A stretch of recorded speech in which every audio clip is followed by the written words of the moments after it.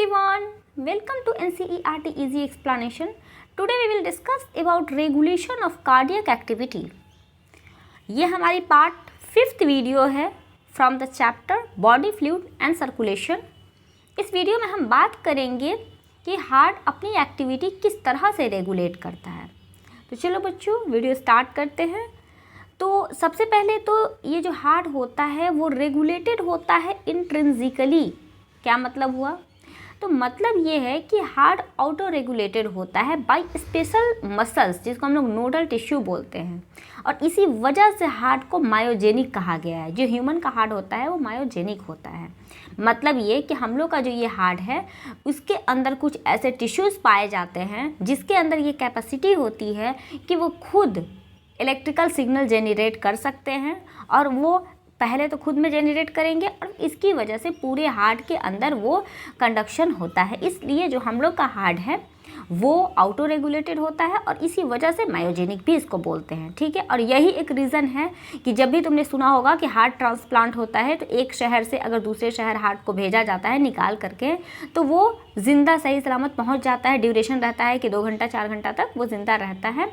वो यही myogenic property की वजह से ये वाला काम हम लोग कर पाते हैं, ट्रांसप्लांटेशन ऑफ हार्ट कर पाते हैं.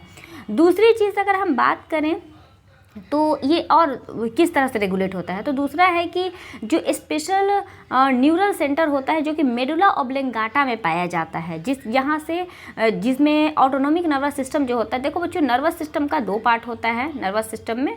उसमें एक सोमैटिक होता है, एक ऑटोनॉमिक होता है. वो आगे चल के जब आपको नर्वस सिस्टम आप पढ़ोगे तो उस नर्वस सिस्टम में आपको पूरा डिटेल में बताया जाएगा कि नर्वस सिस्टम का डिवीज़न किस तरह से है. तो उसी तरह ये जो ऑटोनॉमिक नर्वस सिस्टम होता है ना, ये हमारे हार्ट को कंट्रोल करता है. कंट्रोल का मतलब ये नहीं है कि मतलब वो अगर हम चाहेंगे कि रुक जाओ तो रुक जाएगा या फिर स्टिमुलेट करो तो करेगा, वैसा कुछ नहीं है. लेकिन इतना याद रखो कि ऑटोनॉमिक नर्वस सिस्टम के अंदर वो कंट्रोल में रहता है. ठीक है.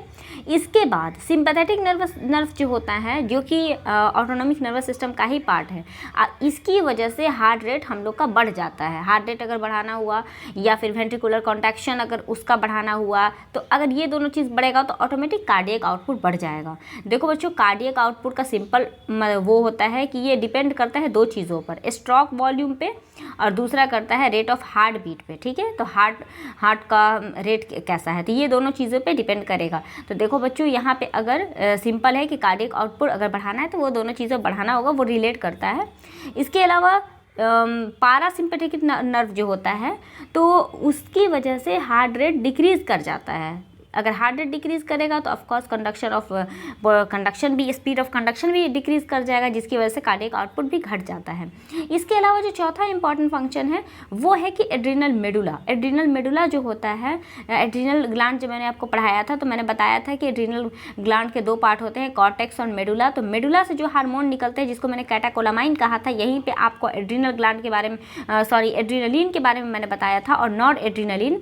तो ये दोनों जो हार्मोन होते हैं ये दोनों कार्डियक आउटपुट को इंक्रीज करवा देते हैं. तो ये था ऑल अबाउट कार्डियक एक्टिविटी के बारे में. एक बार इसको समराइज करते हैं. तो सबसे पहले तो ये हुआ कि ये ऑटो रेगुलेटेड होता है जिसकी वजह से ये मायोजेनिक, क्योंकि हम लोग का हार्ट मायोजेनिक है.